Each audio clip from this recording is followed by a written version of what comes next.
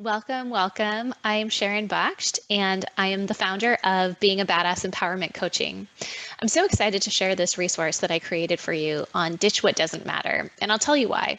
When I started out as a new coachpreneur, I really wish that I had the knowledge that I have today. And I've spent time and money investing in business coaching and bringing a lot of information together. And I want to be able to help alleviate for you some of the suffering that I went through at the outset of my journey. So when I first started, I didn't know what to focus on. Coaches tell you build your business with Instagram. You have to have a presence on TikTok, and email campaigns are where it's at. And I don't know about you, but for me, that was just crazy overwhelming. And to the point where sometimes I got stuck, really paralyzed in my tracks because I didn't know what to do that was going to really move the needle for my business.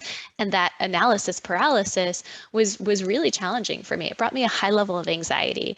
Plus, I was working crazy hours, feeling like I had to be working on my business all the time. And these things are just not healthy. That was not sustainable. So I really want to help you figure out how can you build your business in a stress-free way, knowing what to focus on, what to prioritize, and have clarity for your launch plan. So we're going to start with talking about what you don't need to do, because that's going to help you be able to remove a lot of the junk and be able to focus on what to do. All right. So let's dive into this checklist I've created for you. So first, we're going to start with the website and the logo. A lot of times I think when we start a business, we feel like I need to have the perfect website. It needs to be super professional and thorough, and I need to have this fancy logo. So I'm just going to tell you right off the bat, you can start coaching without a website, without a logo, and just start working with people. Okay. It's good to have a simple presence online. So something like a very basic landing page is really good enough that has some basic information about you and allows people to find you and connect with you.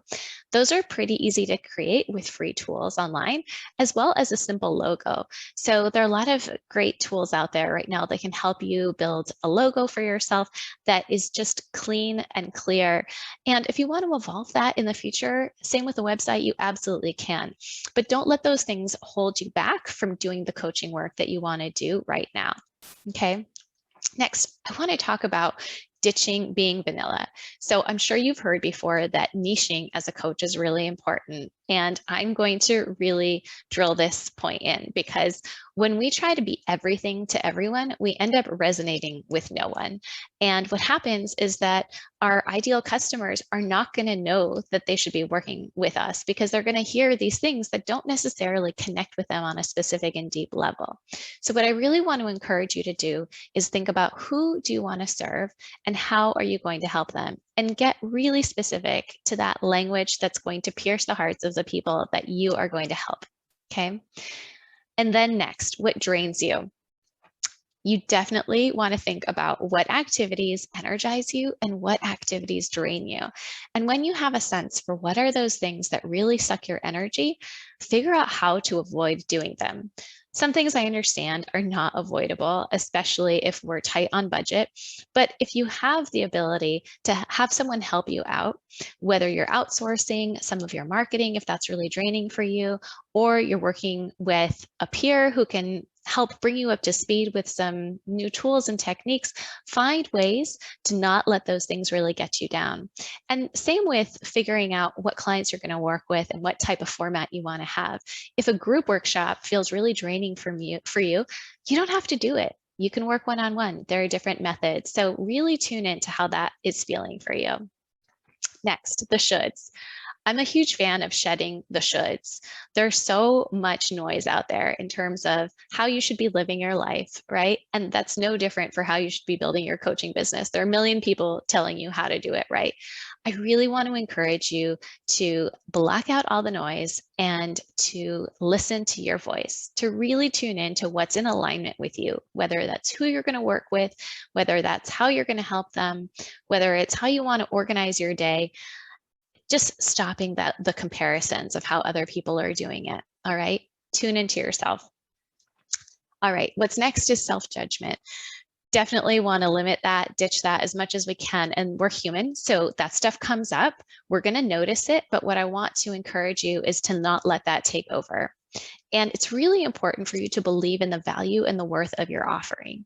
And that's going to come across so strongly when you're trying to enroll new clients. And so if you're having it, some major challenges here with your self-worth and having a hard time believing that you're going to be a very impactful coach that brings true value to your clients, I would encourage you to really pause and spend some good time and energy working these things out for yourself and getting to a place where you believe in your value and your worth and what you bring to the table. All right, overwhelm. This is a huge one, right? I suffered with that a lot at the beginning. Many of us do. And working to fight that overwhelm is so important. So the way that you can do that is just realize that you don't have to do all the things and you don't have to have all the puzzle pieces in place. Start doing the coaching work and bring the other pieces along with you when you can. All right. Life is not linear. It's very much the opposite. And so we just need to be able to start taking one step and putting one foot in front of the other. Okay. Next, imposter syndrome. I'm sure we've all had moments of this. And the reality is that this is going to dissipate on its own once you start doing the work.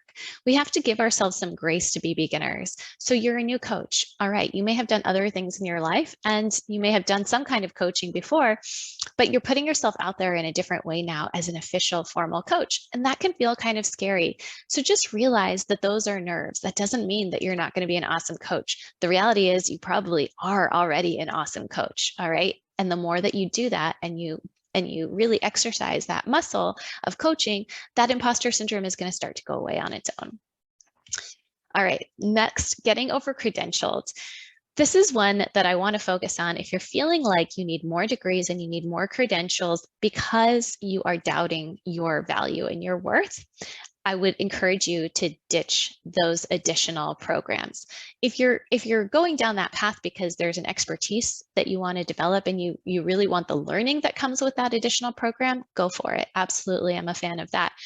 But if you're taking more programs and seeking more degrees and credentials because you feel like there's something lacking in you, that's a different focus, right? So we need to work going back to the self-judgment and the self-worth stuff.